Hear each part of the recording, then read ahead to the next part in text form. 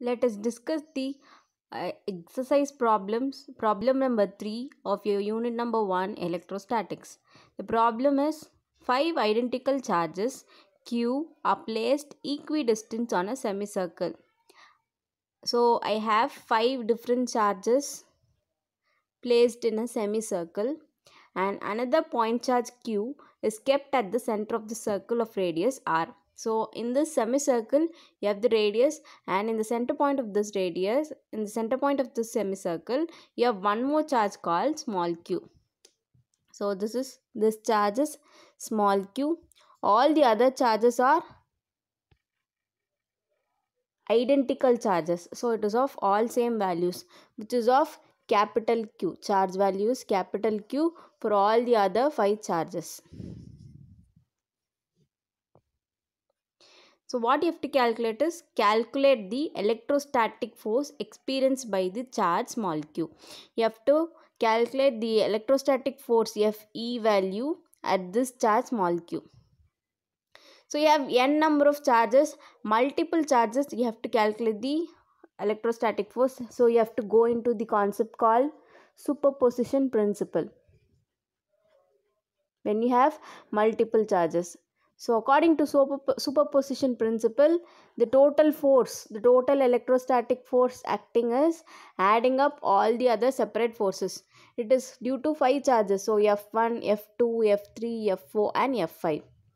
So F1 plus F2 plus F3 plus F4 and plus F5. So now this is my total electrostatic force acting on the charge small q. And force is a vector quantity. You have to mention along with the direction here. So let this be charge 1, which is force F1 along the x direction, and this is force F2 acting on the charge is this way.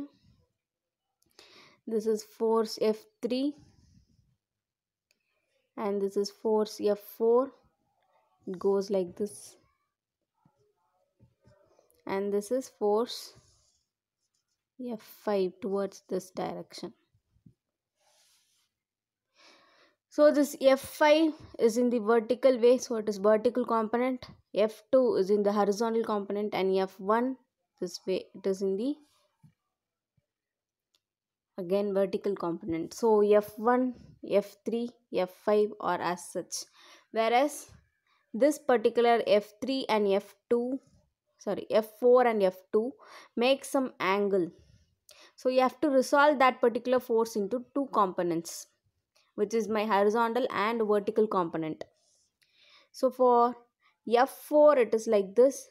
I am going to resolve this into vertical component and horizontal component. And similarly for F2, horizontal component and vertical component. So for this F2 first, let me go for F2 first.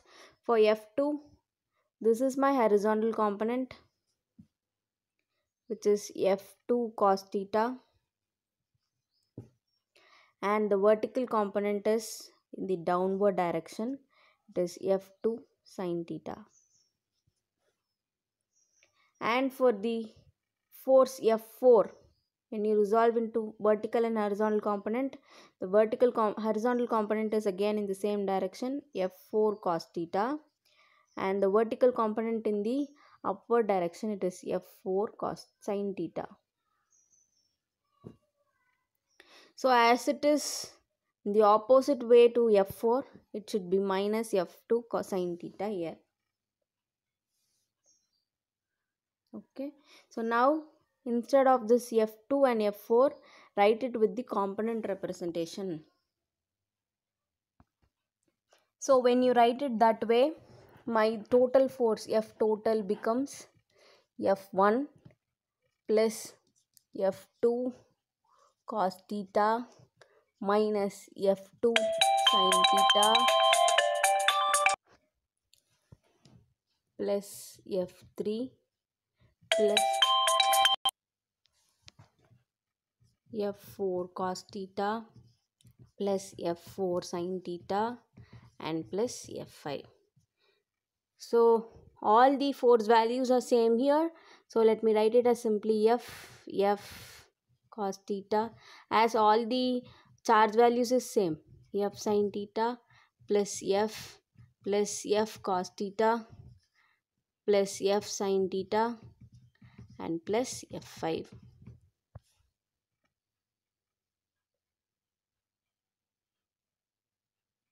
Sorry, it is simply F. So in the case of the diagram, as you see, charge 1, charge 2, charge 3, charge 4 and charge 5. For this it is towards this direction. For this it is in the opposite direction. That is for F1 and F5 you have the opposite directions. So for F5 it should be minus F5. So here you will get, for this case it is minus F. So when you can see that F sin theta minus F sin theta, 1 plus F and 1 minus F will get cancelled off. So the thing that is left over here is, it is 1 F cos theta and 1 F cos theta. I can write it as 2 F cos theta plus 1 F, which is the leftover, which is my total force which is acting on the charged molecule due to all the other forces. And what is this force value now? We know that force value F is equal to electrostatic forces Q1, Q2, K into Q1, Q2 by R square, right? Here the charge value is, first Q is capital Q and the second charge is small q. All the Q values are same. So here it is capital Q, small q by R squared. For F, so substitute the value of F here in the equation. You get the total F total value is equal to 2 into KQQ by R squared into cos theta. Here, as I said, the theta value, the charges are in the semicircle, and so this angle is 90 degree. When you go for this is on the whole, it is 90 degree. So when you split it into two, it is 45 degree angle for each. So angle is 45 degree. So for cos, it is cos 45 degree plus one more F, which is KQQ by R square.